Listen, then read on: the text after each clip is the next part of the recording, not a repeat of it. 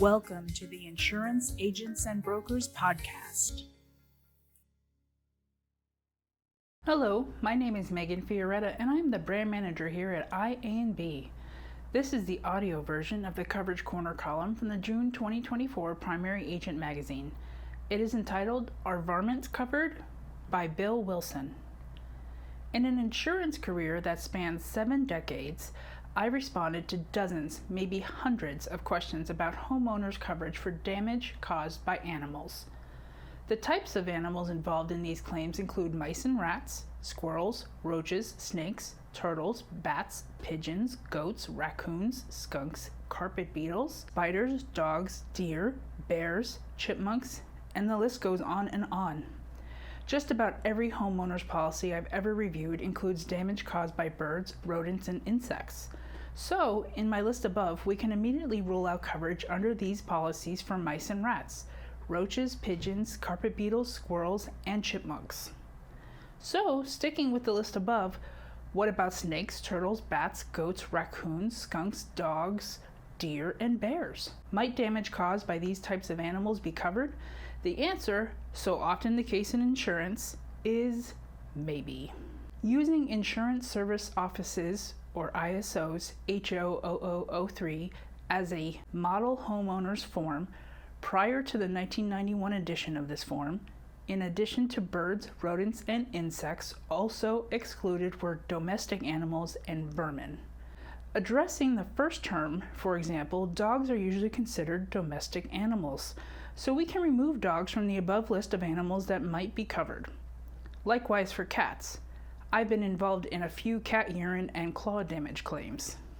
With traditional pets, the domestic animals language was not problematic. However, sometimes disputes arose about the meaning of the word domestic when other animals were the cause of loss.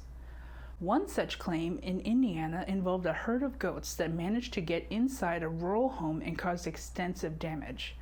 When the homeowner called his agent, the CSR told him the damage was covered because domestic refers to animals like dogs and cats. Unfortunately, the adjuster disagreed and based his denial on the word domestic meaning domesticated.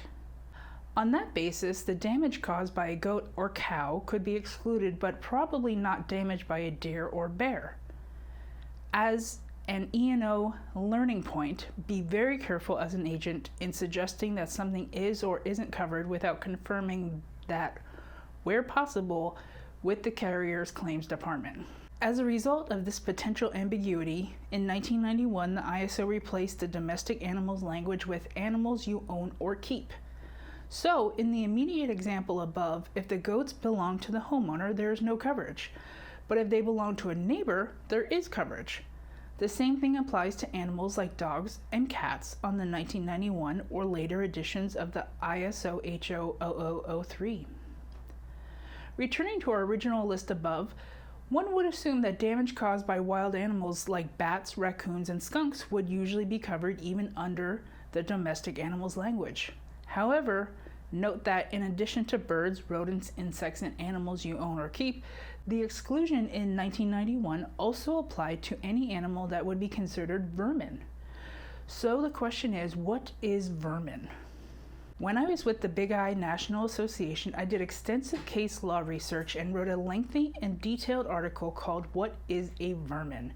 I reprinted the article on my blog at insurancecommentary.com if you want to read a greatly expanded version of this article with case law citations.